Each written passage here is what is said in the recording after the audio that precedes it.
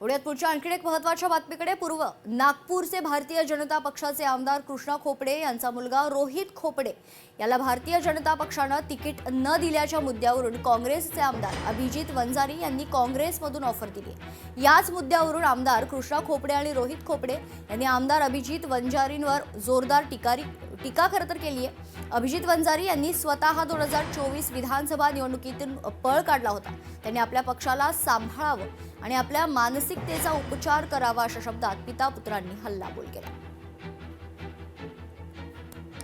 आता मला सांगा, कृष्णाभाऊ खोपडे हे पूर्व नागपूरचे 4 टर्मचे आमदार आहेत। त्यांचा मुलगा रोहित खोपडे यांनी तिकीट मागितली होती। काल परवा त्यांनी नाराजगिरी किंवा त्यांनी रागाच्या भरात म्हणा किंवा कसंही राजीनामा दिला आपल्या सदस्य पदाचा, हे सत्य आहे। मग आम्ही काय समजावं की बा तो वडिलांवर नाराज आहे, पक्षावर नाराज आहे, रोहितनी यावं।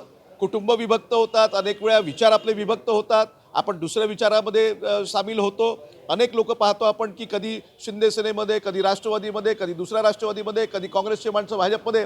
तर मलाही तसंच वाटलं की बा रोहित खोपडे त्याला आता भारतीय जनता पार्टीमध्ये राहण्याची इच्छा नाही, म्हणून आमची खुली ऑफर आहे। रोहित जर आमच्या पक्षामध्ये आला तर महाराष्ट्रामध्ये शिव काँग्रेसमध्ये एक चांगलं पद देऊ आणि भविष्यामध्ये त्याला नगरसेवक पदाची तिकीट देऊ, त्यात चुकीचं काहीच नाही।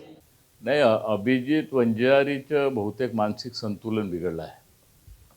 कारण तो कधी पूर्व नागपूरच्या स्वतःला आमदार समजते, तो विधान परिषदेचे आमदार आहे। मागच्या वेळेस त्यांनी स्वतःच्या बोर्डावर पूर्व नागपूर आमदार म्हणून लिहिलं आहे आणि असं वाटते का या काँग्रेसवाल्याचं धीरे धीरे संतुलन खराब होत चाललेलं आहे। मला सोशल मीडियामधनं माहीत पडलं की अभिजित वंजारी यांनी मला काँग्रेसचा ऑफर दिलेला आहे। अभिजित वंजारी हे मानसिक रोगी झालेले आहे। हास्यास्पद वक्तव्य त्यांनी केलेलं आहे। पूर्व नागपूर हे काँग्रेस मुक्त झालेली आहे।